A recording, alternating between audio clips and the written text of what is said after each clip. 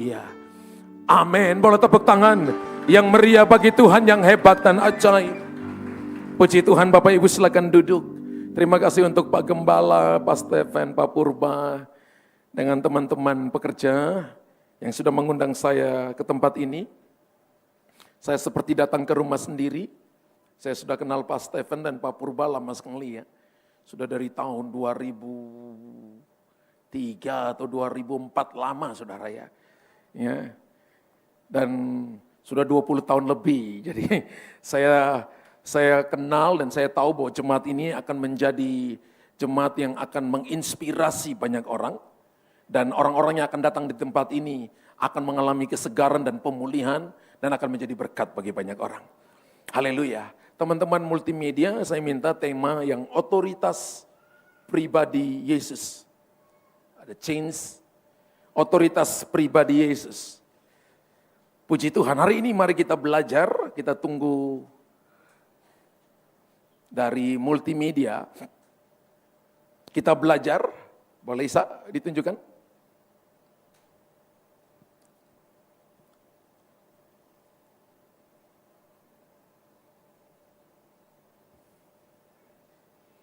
Otoritas pribadi Yesus. Ya, kita lihat Yohanes pasal yang kelima ayat 26 dan 27. Yohanes pasal 5 ayat 26 dan 27. Sebab sama seperti Bapa mempunyai hidup dalam dirinya sendiri, demikian juga diberikannya anak mempunyai hidup dalam dirinya sendiri. Dan ia telah memberikan kuasa kepadanya untuk menghakimi karena ia adalah anak manusia. Wow, saudara, dari ayat ini kita dapat belajar dan mengerti bahwa otoritas yang ada dalam pribadi Tuhan Yesus. Yang pertama adalah Yesus itu sangat mengerti otoritasnya. Hari ini kita merayakan pencurahan Roh Kudus. Dan kita belajar tentang ini bahwa Tuhan Yesus sangat mengerti otoritasnya. Dalam Yohanes 5 ayat 26 sampai ayat 27, terutama ayat 27, dan ia telah memberikan kuasa kepadanya untuk menghakimi karena ia adalah anak manusia. Tuhan Yesus sebagai putra Allah telah menerima kuasa atau otoritas dari Bapa untuk menghakimi dan menyelamatkan umat manusia dari kuasa dosa. Saudara tahu, Alkitab berkata penghakiman dimulai dari rumah Allah. Penghakiman berbeda dengan penghukuman. Jadi ketika Bapak Ibu datang ke ibadah, datang ke persekutuan, datang ke komsel, atau teman-temanmu share your life, bersaksi kepada saudara. Lalu tiba-tiba kesaksian itu, firman Tuhan itu menegur kita, itu namanya penghakiman. Dan penghakiman dimulai dari rumah Allah. Tujuan penghakiman itu adalah supaya kita mereposisi hati kita. Salah satu tugas Roh Kudus adalah memimpin kita ke dalam seluruh kebenaran. Berapa banyak kita yang pernah mendengar suara Roh Kudus? Banyak ya daripada kita mendengar suara Roh Kudus. Banyak kali ketika kita berbohong kepada papa, berbohong kepada teman, kemudian ada suara lembut di hati kita, kamu bohong. Berapa banyak? Kalau kita belajar tentang rantai otoritas, maka ada rantai yang namanya otoritas yang berhubungan dengan Allah. Otoritas yang berhubungan dengan Tuhan itu ada 3. Yang pertama adalah otoritas kebenaran. Ya, otoritas kebenaran, nanti lihat Mazmur pasal yang kedua, Allah kita di sorga, ia melakukan apa yang dikehendakinya. Itu adalah otoritas Allah sendiri, otoritas kebenaran.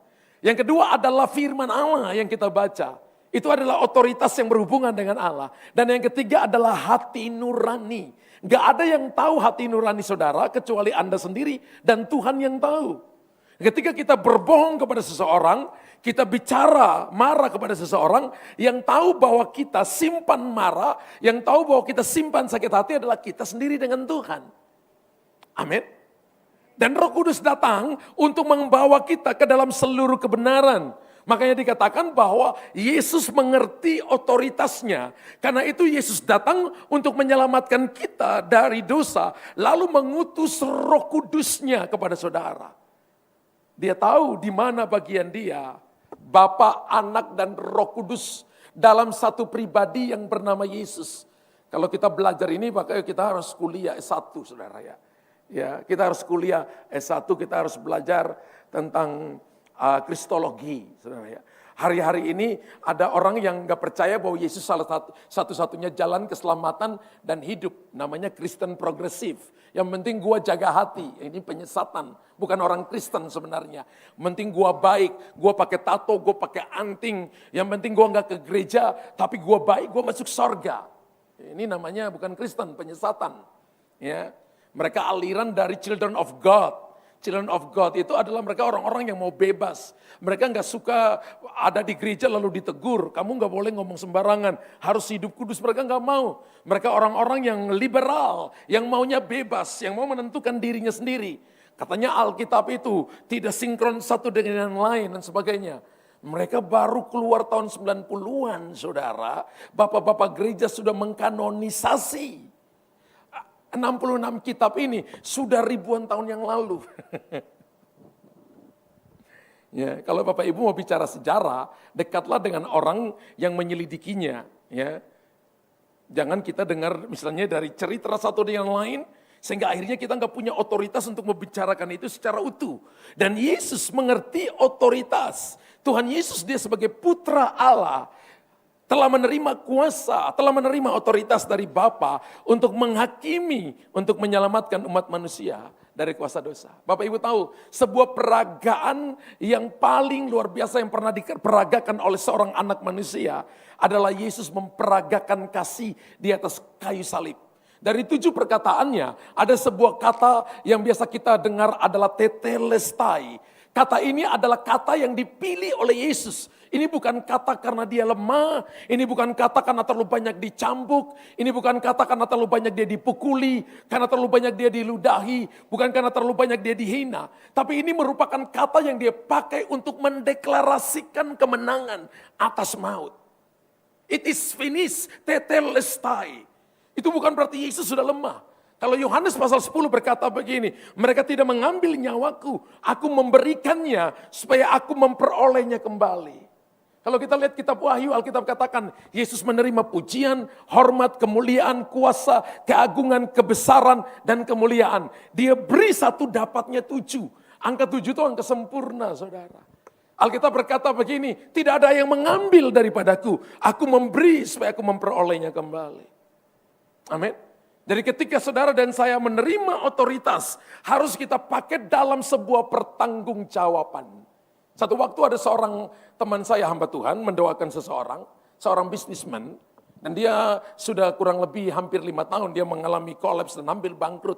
Dan tiba-tiba dia mendoakan. Dan dalam waktu 2,5 tahun orang ini dipulihkan kembali.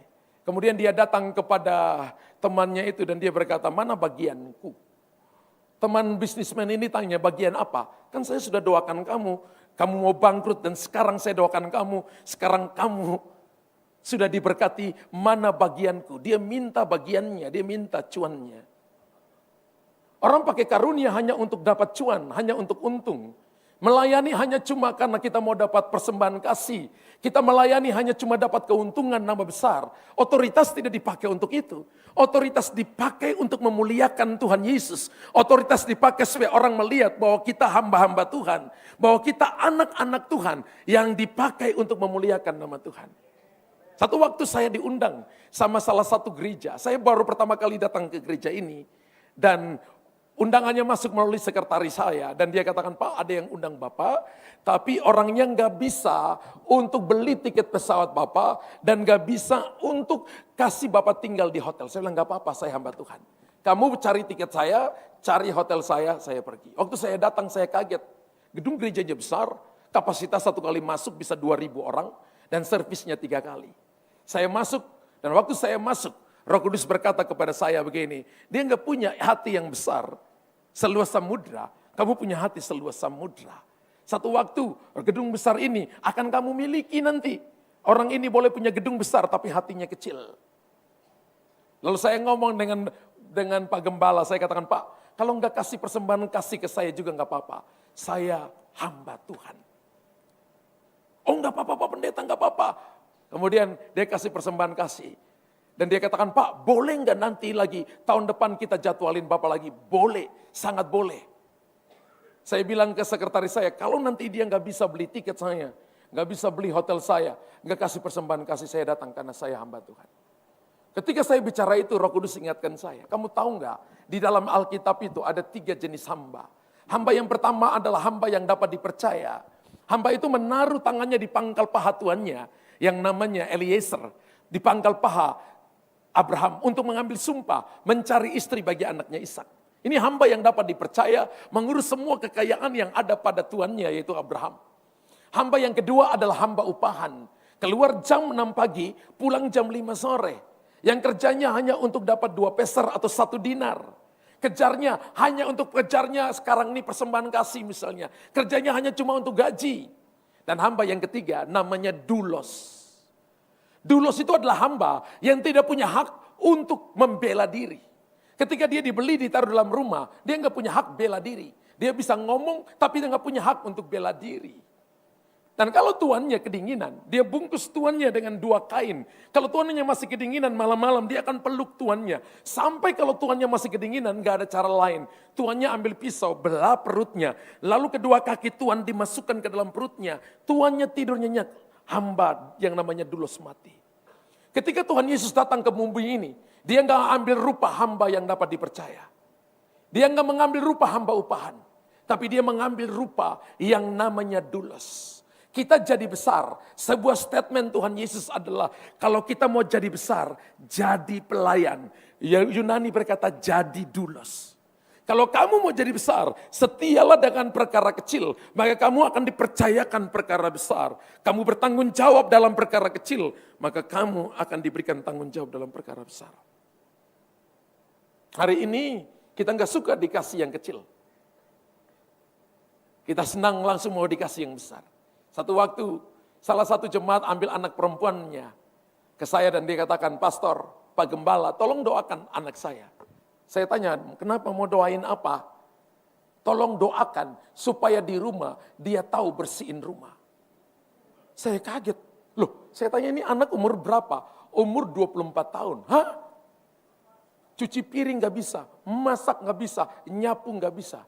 Saya liatin ibu, saya bilang harusnya saya gak perlu doain dia. Ibu yang harus ajarin anak untuk bersihin rumah, harus rapiin tempat tidur, harus tahu cuci piring, harus tahu bersihin dalam rumah. Gak bisa sama sekali. Gadis cantik ada di sini, bapak ibu yang mau terima anak mantu yang tidak tahu bersihin rumah, yang tidak tahu masak, yang tidak tahu cuci baju, ya kita bisa pakai asistensi. Tapi masa sih untuk bersihin rumah saja nggak bisa? Ini saya pernah alami. Saya lihat 2 wanita di depan saya dan saya salahin mamanya. Ibu yang tidak ajarin anaknya. Saya katakan anak saya di rumah ada asistennya 3 atau 4. Tapi anak saya katakan bangun tidur, bersihin tempat tidur, bersihin kamar mandi, cuci kaos kakimu sendiri, cuci pakaian dalammu sendiri yang perempuan. Mereka mulai tahu, sekarang mulai suka masak, papa mau makan apa? Gue masak, anak-anak tahu masak. Ya. Padahal ada kakak-kakak di rumah yang bisa masak. Tapi ajarin mereka untuk tahu mempergunakan otoritas pada mereka dan tidak salah mempergunakan otoritas. Yang kedua Bapak Ibu, kepercayaan diri Yesus adalah hasil dari otoritasnya. Bapak Ibu tuh harus punya PD. PD itu bukan persekutuan doa. PD itu adalah percaya dia baru percaya diri. Kasih tahu kiri kanan, harus percaya dia baru percaya diri. Banyak orang percaya diri lupa percaya Tuhan. Betul? Tapi kita harus percaya dia baru percaya diri. Jadi PD boleh nggak? Boleh. PD itu punya 2 arti. Percaya dia, percaya diri. Amin.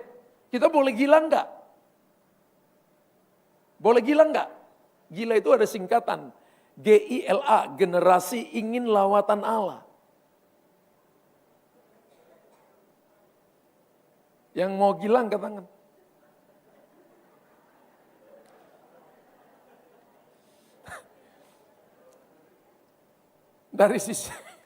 Dari sisi mana kita lihat? Berapa ibu bapak yang mau alami krismon, angkat tangan. Krisis moneter. Tuhan sanggup mengubah krisis moneter menjadi Kristus menolong. Amin. Tuhan sanggup mengubah resesi menjadi resepsi. Betul? Hari ini dari cara Anda lihat saya lagi mengalami resesi. Tapi Tuhan sanggup mengubah menjadi resepsi. Tepuk tangan yang meriah bagi Allah kita. Kepercayaan diri Yesus adalah hasil dari otoritasnya. Bapak Ibu tahu bahwa Tuhan Yesus itu sangat percaya diri. Dia katakan, akulah gembala yang baik. Betul? Yang rela memberikan nyawa kepada domba-dombanya. Yohanes pasal 10 ayat 1 sampai ayat yang ke-21. Kalau kita baca di sana, Yesus berkata, akulah gembala yang baik. Kalau kita belajar kisah Rasul ada 40 kali mujizat di sana. 1 kali hanya terjadi di bait Allah, 39 kali terjadi di dunia marketplace. Jadi sebenarnya hari-hari ini gereja harus mempersiapkan teman-temannya, jemaatnya yang ada di dunia marketplace untuk tuaian besar. Sebab kisah para rasul akan terjadi di sana. Nah kalau kita lihat bahwa Rasul Paulus tidak dimuridkan oleh seorang rasul. Tapi Rasul Paulus dimuridkan oleh seorang bisnismen yang bernama Barnabas. Seorang bisnismen melahirkan seorang rasul yang menulis 14 kitab dalam perjanjian baru. Dan Alkitab berkata bahwa dia gembala, bukan gembala pure. Rasul Paulus adalah gembala plus rasul, gembala plus nabi, gembala plus pengajar. Gembala pure itu Yakobus yang tidak pernah keluar dari pintu gerbang Yerusalem, yang hanya tinggal di dalam rumah. Nah, saya ngomong dengan jemaat saya begini, dari dulu ketika saya rintis jemaat, saya bukan gembala pure saudara. Sehingga akhirnya saya harus membangun tim pengembalaan yang kuat. Yang saya pergi pelayanan pun mereka bisa mengembalakan. Kecuali kalau hal-hal yang tidak dapat diputuskan, baru mereka tanya ke saya. Haleluya. Saya bilang ke istri saya begini, kamu itu gembala. Loh, kamu kan gembala. Iya, saya 55%, kamu 45%, digabung jadi 100. Ya, istri saya itu ngurus jemaat itu. Bahkan diurusin sampai detail-detailnya, yang saya nggak bisa. Saya tipikal lebih kuatnya profesai. Tipikal lebih kuat saya adalah lebih kepada kerasulan. Saya disuruh tunggu di dalam kantor 2 minggu. Mulai kursi miring, mulai pekerja dimarahin. Istri saya selalu tanya, kamu jadwal keluar kapan? Nabi itu gak tahan tinggal dalam, rasul gak tahan tinggal dalam rumah. Ya. Saya lihat Bapak Gembala saudara, ini gembala yang tadi Tuhan kata, gembala pure seperti Yakobus. Paulus pulang, Timotius pulang, duduk, Yakobus yang khotbah. Makanya disebut dengan Bapak Gereja, saudara tiri Tuhan Yesus. Orang ini waktu saya baca literaturnya luar biasa. Mati sebagai martir dan dia berkata, kamu bisa memenggal kepalaku, tapi kamu tidak bisa membunuh setiap perkataan yang aku sudah ucapkan kepadamu. Satu waktu nanti kamu akan bertekuk dan menyembah Yesus sebagai Tuhan dan Juru Selamat. Kepercayaan diri Yesus adalah hasil dari otoritasnya. Ketika Anda dipenuhi oleh Roh Allah, Anda akan sangat percaya diri. Saya pelayanan lama di Denpasar, Bali 12 tahun. Dan berurusan dengan dukun-dukun. Satu waktu saya lagi melayani, pelayanan dasar saya usir setan, saudara. Satu waktu saya lagi melayani seorang yang terikat dengan kuasa kegelapan. Saya Denpasar itu selatan, di daerah Bali Selatan. Yang dari timur itu namanya Amlapura. Itu gurunya bisa jalan 2,5 jam, hampir 3 jam ketemu di gereja. Namanya lembah pujian. Dia datang dan dia tanya gini, dia nari-nari, dia teriak-teriak di bawah, ternyata dia dukun. Dia bilang gini, murid saya diganggu. Kemudian satpamnya naik ketemu saya, Pak Pendeta. Itu ada balian di bawah, balian itu dukun. Lagi teriak-teriak di bawah. Saya katakan biarin saja, ini pasti muridnya. Kemudian saya layani muridnya, ini dia bebas, saya turun. Waktu saya turun, dia kaki telanjang, dia pakai semua, dia pakai baju. Waktu saya tunjuk dia, tiba-tiba dia jatuh. Saya tunjuk dia, belum ngomong dalam nama Yesus. Saya bilang, Bapak ngapain di sini? Dia jatuh. Saudara, Bapak ngapain? Dia jatuh. Jatuh 3 kali, dia katakan, dia ngomong kepada saya, jangan unjuk-unjuk saya. Dia larang saya, jangan unjuk saya. Kenapa? Dia bilang, ilmu Bapak lebih tinggi dari saya. Lalu saya katakan, saya nggak punya ilmu. Saya punya Yesus. Waktu saya mau tunjuk, dia katakan, jangan tunjuk saya. Karena setiap kali saya tunjuk, dia jatuh. Terus akhirnya saya bawa dia ke satu ruangan. Saya tanya, Bapak punya ilmu apa? Kenapa Bapak bisa tahu bahwa saya melayani murid Bapak? Dia katakan, saya sedang semedi. Dan murid saya ini sudah tingkatan telepati. Saya bisa bicara kepada dia ketika dia duduk dan bersila semedi. Saya bisa bicara telepati dengan dia. Berapa banyak Anda yang pernah ke dukun dan waktu-waktu tertentu jam 9 malam, jam 12 malam, jam 3 subuh, Anda dengar ada suara di telinga saudara. Anda pernah minum air dukun, Anda pernah makan makanan dukun, Anda pernah hafal mantra, Anda taruh mantra dalam dompet, Anda ikat dengan kain di pinggang saudara, Anda taruh diikat tangan saudara di sini dalam berupa akar-akar bahar, akar yang dari laut kemudian dilingkarin, kemudian dimantrain. Anda taruh di leher di sini, Anda taruh pakai eyeshadow. Saya pernah pelayanan berhubungan dengan kuasa kegelapan. Ada yang banyak yang seperti itu dan mereka nggak tahan dengan otoritas. Saya bawa ke dalam ruangan, kemudian saya tanya, Bapak ilmu yang paling tinggi apa? Saya lupa, nama ajiannya itu panjang. Ajian apa-apa panjang saudara. Satu kalimat panjang. Lalu saya tanya, Bapak hafal mantra titik komanya ingat? Dia katakan masih ingat Pak Pendeta. Kalau Bapak lepaskan mantra itu apa yang terjadi? Kalau ke pohon pisang jadi debu.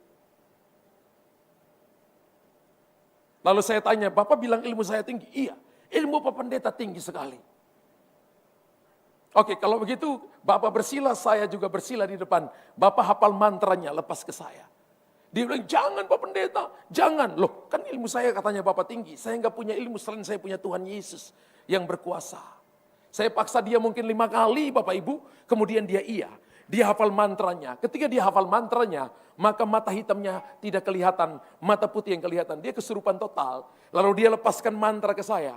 Saya cuma minta darah Yesus bungkus saya. Dengan sangat percaya dia, saya bersila di depan dia. Saya cuma natap dia, mata di sana mata hitam gak ada, hanya tinggal mata putih. Dia lepaskan mantranya, dia terlempar 2 langkah ke belakang. Ketika saya lihat wajahnya kembali ke saya, darahnya keluar dari hidung, darahnya keluar dari mulut, darahnya keluar dari telinga. Mantranya balik kepada dia. Saya melayani dia 30 menit. Sampai dia katakan, saya sudah gak kuat, Pak Pendeta tolong saya. Saya katakan panggil nama Yesus. Ketika dia panggil nama Yesus, dia bebas. Hari itu saya baptis dia, sekarang jadi pendeta. Dukun jadi pendeta saudara. Ya, jangan pendeta jadi dukun. Ya. Dukun jadi pendeta. Kalau saya ketemu, saya katakan Pak Pendeta gimana? Yesus hebat Pak Pendeta. Dia katakan Pak Pendeta kalau kemana-mana, jangan lagi bersaksi tentang saya malu Pak Pendeta. Saya ingat lucu itu orang. Ya. Tapi kalau Anda punya kuasa otoritas dalam diri, ketika Anda dibaptis Roh Kudus, maka Tuhan akan memberikan kepada saudara karunia. Ada 9 karunia utama, 33 karunia motivasi. Di jemaat itu saya ajarkan kurang lebih 1,5 tahun. 9 karunia utama, 33 karunia motivasi. Bapak Ibu, diajarkan dan temukan karunia, sehingga mereka mulai memposisikan diri mereka masuk ke dalam panggilan Tuhan. Sehingga mereka yang tadinya minder jadi pede, yang tadinya tertolak jadi berani, yang tadinya kalah jadi pemenang sekarang. Orang lihat orang yang dipenuhi Roh Kudus itu, Alkitab katakan mereka seperti singa muda yang mengaum.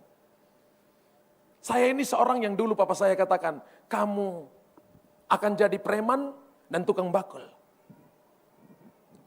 Kami 7 bersaudara, saya nomor 4. Dan 3 kakak di atas saya pintar-pintar saudara.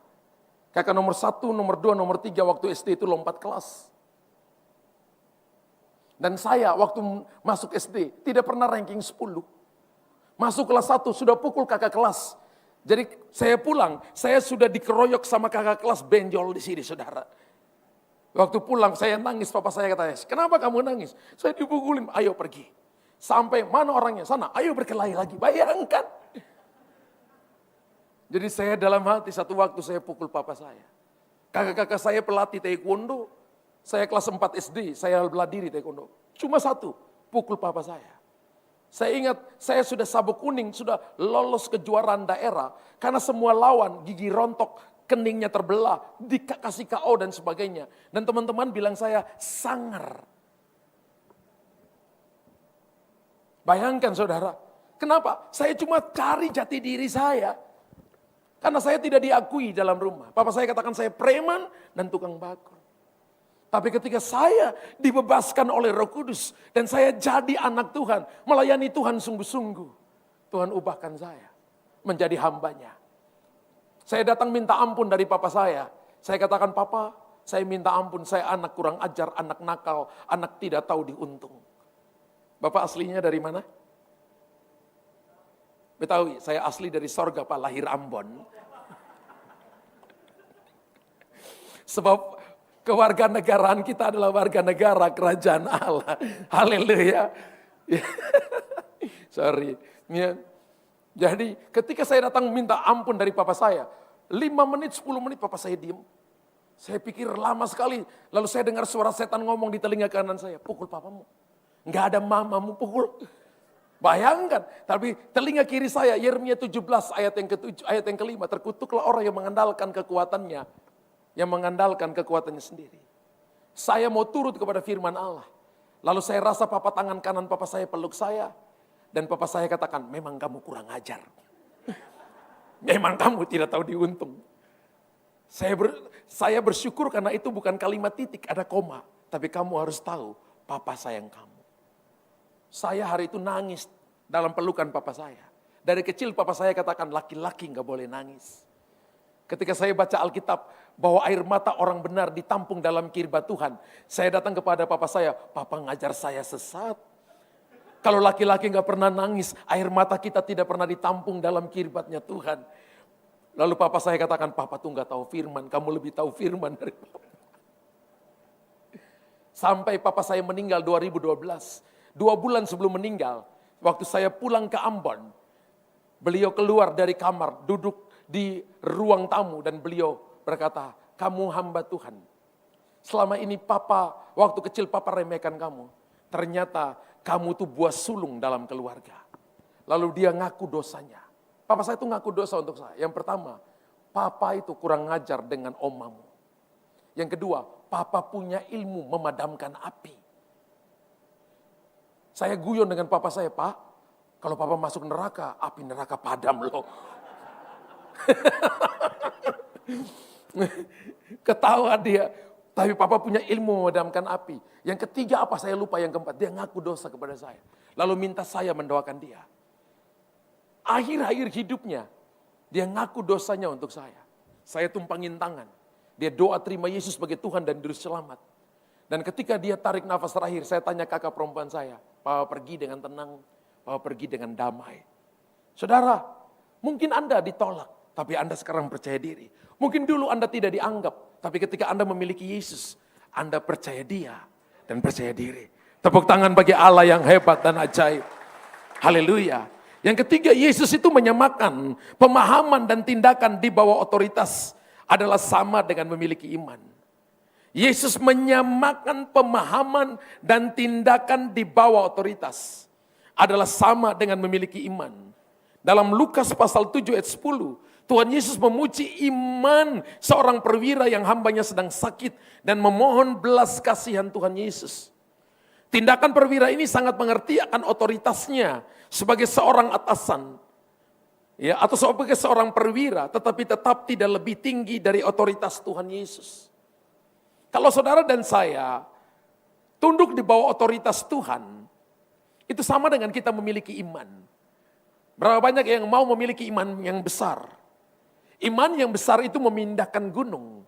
Tapi saya mau katakan bahwa kita juga harus memiliki iman yang benar.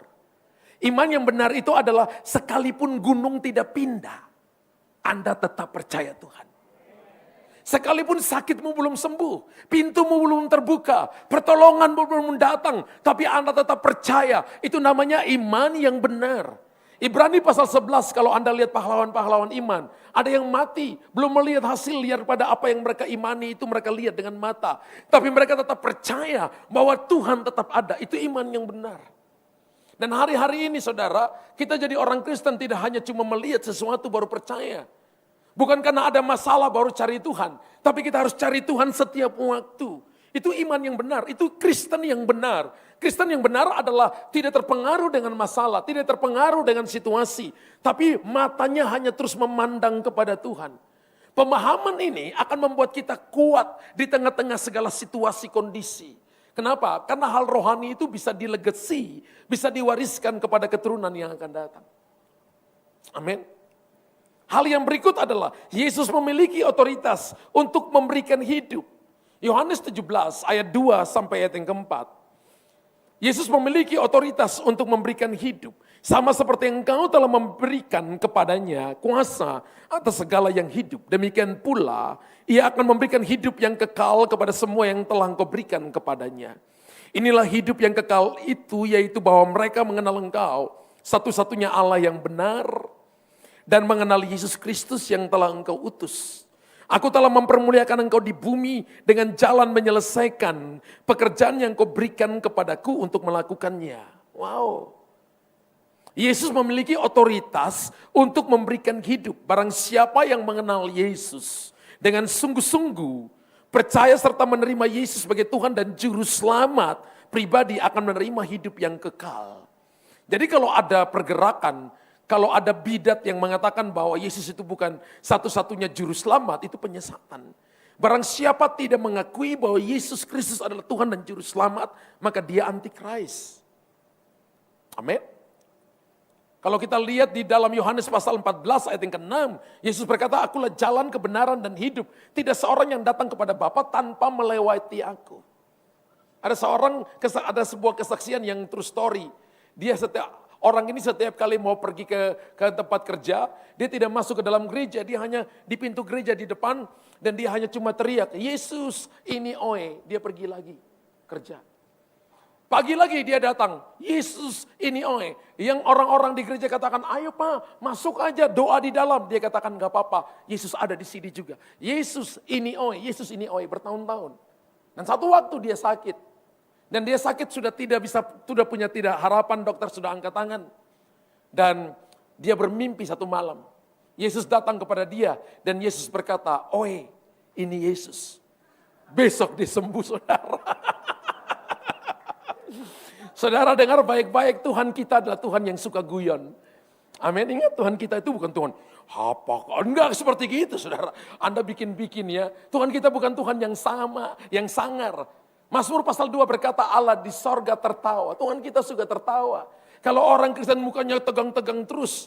Ya saya tanya-tanya ini anak Tuhan, hamba Tuhan atau bukan. Tapi kalau dia anak Tuhan, hamba Tuhan. Maka dia suka tersenyum, dia suka tertawa. Saya juga gak suruh Anda tertawa di jalan-jalan. Tertawalah pada tempatnya. Ada survei mengatakan orang yang umur 35 tahun ke atas, dia harus kumpul dengan orang-orang yang membuat dia tertawa. Anda di sini sudah umur 35 tahun ke atas, jangan kumpul dengan orang yang membuat Anda mumet, marah, jengkel, waduh orang ini begini, jangan. Kumpullah dengan orang yang membuat Anda tertawa. Saya punya teman, lucu, orang Surabaya tapi suka cerita mau Papua. Kalau ngomongnya itu ada dialek Surabaya dicampur dengan mau Papua. Jadi lucu luar biasa. Jadi saya katakan lucunya kamu itu di ngomongnya kamu. Lucunya itu di ngomongnya. Ya. Jadi satu waktu dia cerita. Jadi ini anak kecil. Anak baru umur kelas 2 SD. Mau ujian matematika. Masuk ibu gurunya tanya soal matematika. Namanya Yakobus, ada yang nama Yakobus, minta maaf kalau namanya sama. Yakobus 1 tambah 1 berapa? 2 ibu guru, pintar, benar. 2 tambah 2 berapa? 4 ibu guru, pintar. 4 bagi 2 berapa? Yakobus pikir. Cepat Yakobus, teman kamu yang lain juga. 4 bagi 2, 5 ibu guru marah. Ibu guru bilang, Yakobus kamu bodoh. Dan kalau kamu bodoh, kamu papa juga pasti bodoh. Dan kalau kamu punya papa bodoh, kamu punya kakek dan nenek juga bodoh. Nangis dia, pulang di rumah dia nangis. Langsung ketemu papanya. Papanya tanya, Yakobus kenapa kamu nangis? Ibu guru bilang, saya bodoh Bapak. Makanya kamu rajin belajar. Tidak Bapak, ibu guru bilang kalau saya bodoh, Bapak juga bodoh. Dan kalau Bapak bodoh, kakek bodoh, nenek juga bodoh. Bapak marah saudara. Bapak marah, Bapak tarik napas semalaman itu. Bapak bilang besok Bapak ke sekolah. Yakobus besok Bapak ke sekolah temanin kamu. Jam 6:30 Bapak sudah tunggu di sekolah, masuk sekolah jam 7. Tunggu dalam kelas. Persis ibu guru masuk. Selamat pagi ibu guru. Siapa ya? Saya bapaknya Yakobus. Kemarin katanya ibu guru bilang Yakobus bodoh. Oh iya Pak, karena saya tanya dia gak bisa jawab. Tapi ibu guru bilang kalau Yakobus bodoh, saya juga bodoh. Kalau saya bodoh, kakeknya juga bodoh, neneknya juga bodoh.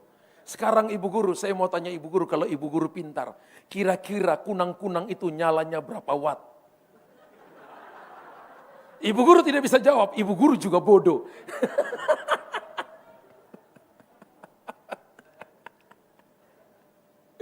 Barang siapa mengenal Yesus dengan sungguh-sungguh, percaya serta menerima Yesus sebagai Tuhan dan Juru Selamat pribadi, akan menerima hidup yang kekal. Jadi orang kalau memiliki otoritas, dia akan memberikan hidupnya kepada orang lain. Nah, cerita lanjutan dari Yakobus, ibu gurunya tunggu 2 minggu kemudian dipanggil lagi, pikirnya sudah tahu. Pagi-pagi sebelum ibu guru tanya Yakobus, salah satu murid kasih ibu guru pisang 4 buah. Ibu guru simpan. Panggil Yakobus. Yakobus, 1 tambah 1 berapa? 2. 2 tambah 2, 4. Sekarang tadi ada temanmu yang kasih ibu guru pisang 4 buah. Kamu punya adik di rumah ada berapa? 1 ibu. Jadi kalian berdua? Iya. Ini kalau pisang 4 buah ibu bagi sama rata. Kira-kira masing-masing kalian dapat berapa buah? Yakobus pikir sebentar. Lalu dia tanya kepada ibu gurunya. Ibu guru, saya mau tanya itu pisang masa atau manta? Kalau pisang masak ibu guru saya tidak mau bagi, saya makan sendiri. Masa sama bodoh.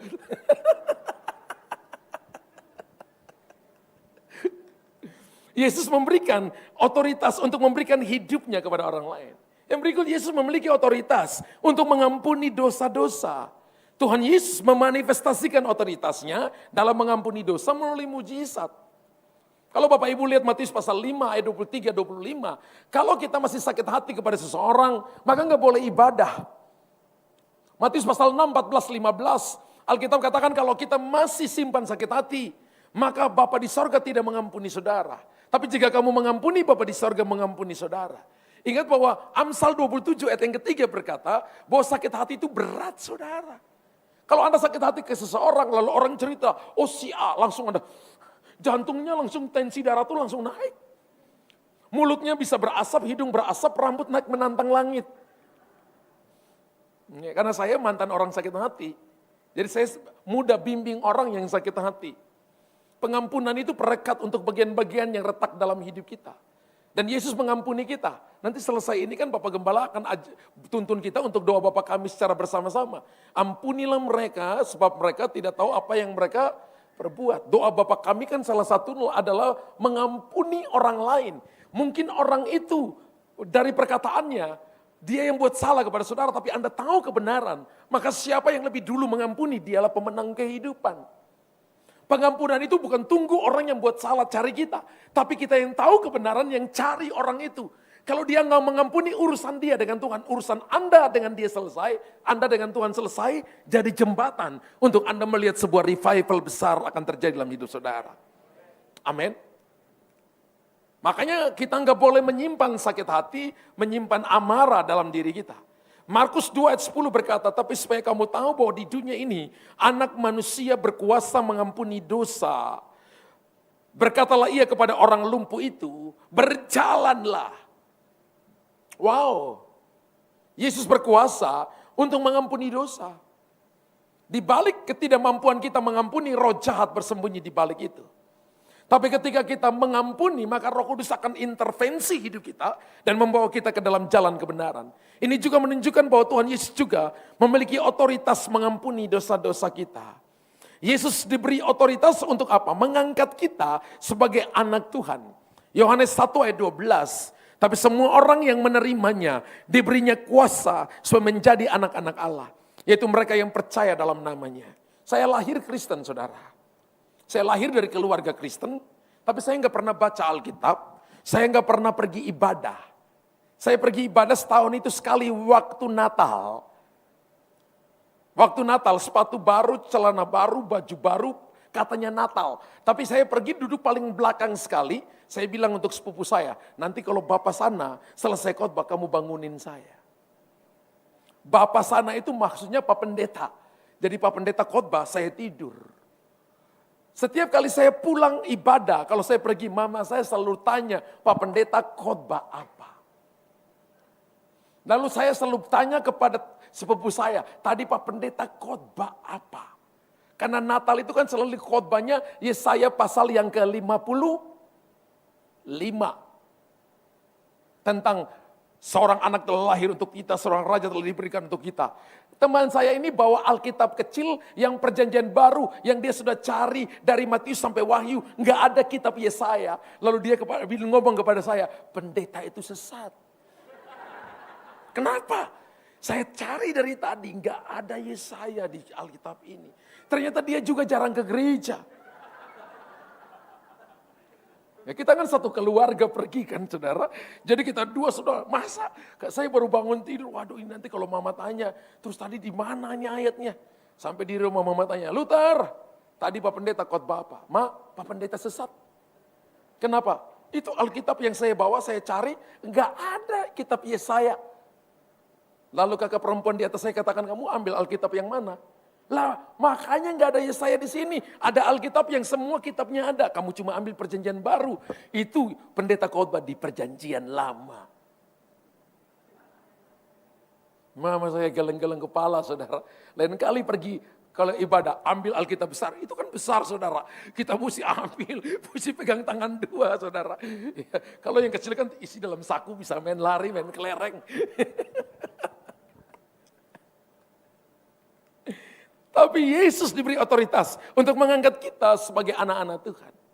Ya, dulu saya ingat kalau di sekolah minggu, nggak tahu ya, kalau dibilang ini sondag, pakai bahasa Belanda, saudara.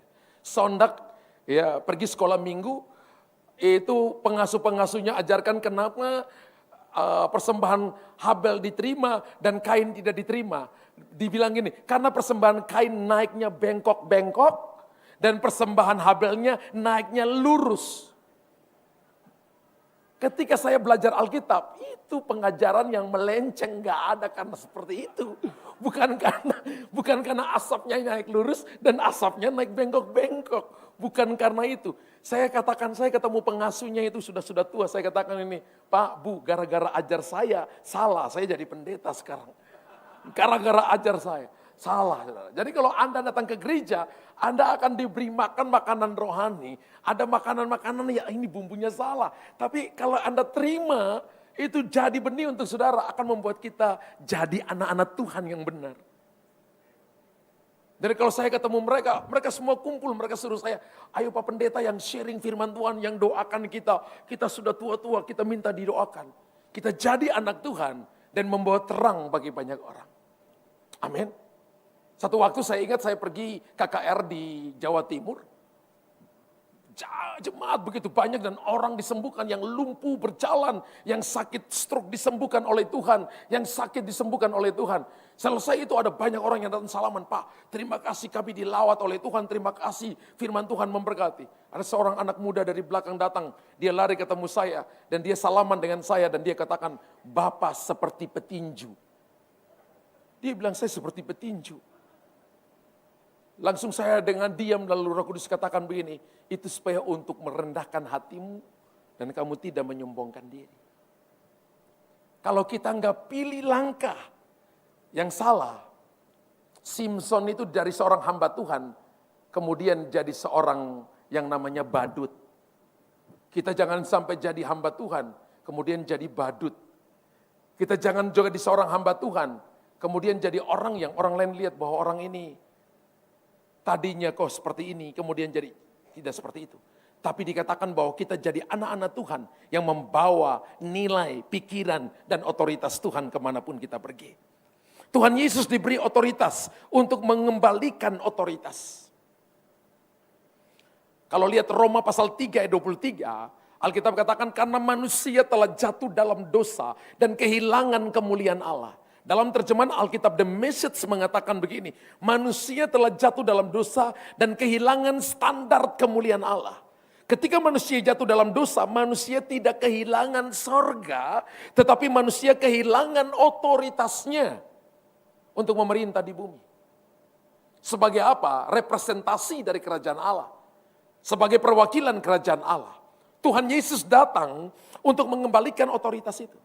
Jadi ketika Tuhan menciptakan manusia, maka Tuhan Allah, Adam, baru yang lain, baru setan yang paling terakhir.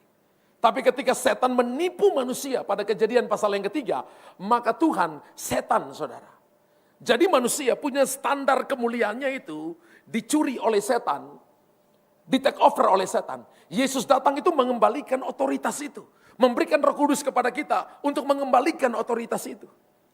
Jadi ketika ada orang sakit, Bapak Ibu jangan katakan, aduh kasihan banget. Tengking roh jahatnya itu. Matius 15 ayat 13 berkata setiap tanaman yang tidak ditanam oleh Bapa di sorga harus dicabut sampai ke akar-akarnya. Amin. Roma pasal 4 ayat 17 bagian B berkata Tuhan menciptakan yang tidak ada menjadi ada. Mazmur 107 ayat 20 berkata disampaikannya firman, disembuhkannya mereka, diluputkan mereka dari lubang kubur. Jadi kita berdoa saudara, teman saya punya karunia kalau dia datang ke rumah sakit, orang sakit dia tahu orang ini kapan meninggal. Tuhan kasih tahu 2 minggu lagi meninggal, dia kumpul keluarga. Dan dia selalu berkata kepada saya kalau panggil Pak Luther orang mau meninggal, gak jadi meninggal. Karena saya gak punya karunia yang bisa tahu kapan meninggal. Saya datang ke orang mati pun saya bangkitkan. Jadi kalau saya ada orang mati, saya bilang gini tunggu dulu. Saya bilang ke keluarga, boleh gak saya doa? Namanya si A, dalam nama Yesus, bangkit, bangkit, bangkit. Kalau gak bangkit bagaimana Pak? Kuburkan. Bahkan kita punya pelayanan healing and prophecy. Itu setiap minggu diumumkan ke jemaat untuk kalau ada yang mati dibawa ke gereja. Benar ini.